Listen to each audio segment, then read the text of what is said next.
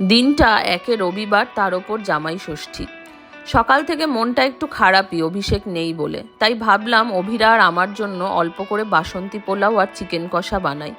250 গ্রাম গোবিন্দভোগ চাল আমি আগেই ধুয়ে জল ঝরিয়ে রেখেছিলাম।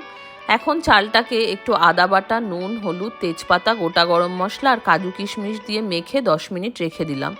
আর তারপর জল মেপে কুকারে বসিয়ে একটা সিটি দিলেই পোলাও রেডি। অভিরা বসে বসে ছবি আঁকছিল। আজকাল খারাপ আঁকছে না দেখছি। সাইড বাই সাইড চিকেনটাও বানাতে লাগলো 10 মিনিট। আলুটা ভেজে তুলে নিয়ে গরম মশলা ফোড়নে দিয়ে পেঁয়াজটা ভাজলাম। তারপর চিকেনে আদা, রসুন, নুন, টক দই মাখিয়ে পেঁয়াজের সাথে একটু কষিয়ে কুকারে দিয়ে সিটি মারলেই রেডি। অভিরা একদম ঝাল খেতে পারে না, তবে দই দিয়ে এইভাবে বানিয়ে দিলে ভালোই খায়।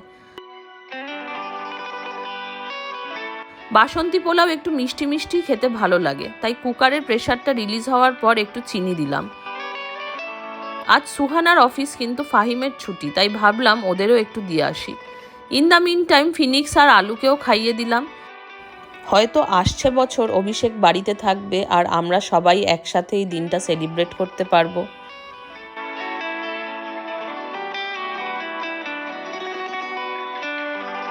শেষ পাতে ছিল আমার মায়ের হাতের বানানো আমের চাটনি। আর এইভাবেই কেটে গেল আমাদের জামাই ষষ্ঠী। ভালো থাকবেন সবাই, টাটা।